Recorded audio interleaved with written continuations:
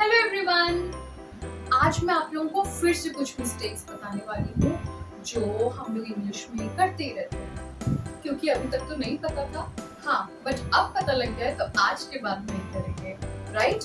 आप लोग भी सोचते हो कि कितनी मिस्टेक्स है, खत्म ही नहीं हो रही, बट होता है। When we start learning something, तो पता तो लगता है कहाँ क्या गलत है। So, mistake number 1. We went for a long drive despite of the weather. मतलब पहले तो हिंदी में बताओ, हम लोग लॉन्ग ड्राइव के लिए गए, काफी दूर तक। मौसम खराब था, उसके बावजूद हम लोग लॉन्ग ड्राइव पर गए। So we went for a long drive despite of the weather. सुनने में तो एकदम ठीक लग रहा है, फिर गलती कहाँ हो गई? गलती हुई है डिस्पाइट के बाद। जब भी हम डिस्पाइट वर्ड यूज करते हैं, उसके बाद ऑफ नहीं लगाएंगे। So we went for a long drive despite the weather. पर अगर आपका मन करे मुझे तो ऑफ लगाना ही है, मतलब मुझे ये ऑफ से कुछ अलग सा ही प्यार है और मुझे ऑफ तो चाहिए, तो क्या लगाओगे? तो डिस्पाइट की जगह लगाना इंस्पाइट, और इंस्पाइट के साथ आप लगा सकते हो of. So in spite of and despite. Hope you have understood your first mistake. Mistake number 2. I wish I was a superhero. अब आप लोग बोलोगे इसमें तो कुछ भी प्रॉब्लम नहीं है, सुपर हीरो तो बहुत सारे लोग बनना चाहते हैं, स्पेशली जब हम कोई सुपर हीरो की मूवी देख लेते हैं तब। तो प्रॉब्लम उस पार्ट में नहीं है, प्रॉब्लम स्टार्टिंग में। जब भी हम आई विश यूज करते हैं तो उसके साथ आई वॉज नहीं होता, तो यूज क्या होता है? यूज होता है आई वर, WERE। हाँ, लग रहा होगा क्यों सिंगुलर है, वॉज होना चाहिए, बट ऐसा ही है।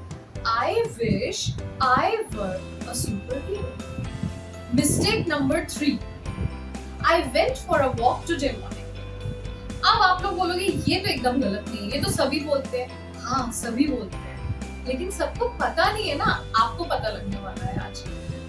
ये ट्रांसलेशन की प्रॉब्लम है। ट्रांसलेशन हम हिंदी में कैसे बोलते हैं? आज सुबह मैं वॉक के लिए गया था, तो आज सुबह हमने बना दिया टुडे मॉर्निंग, लेकिन वो नहीं बोलना है, बोलना है this morning, this afternoon, this evening.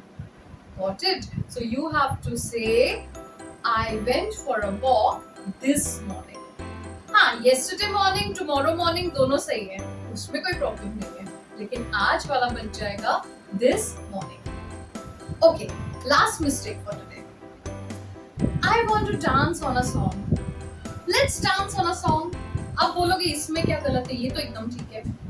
Problem है फिर से ट्रांसलेशन में।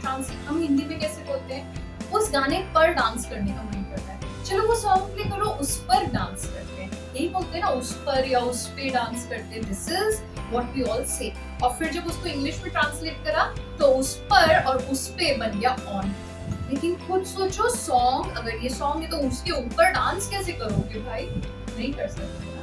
फ्लोर के ऊपर कर सकते हो, you can always dance on a floor, but on a song no. तो बोलना कैसे?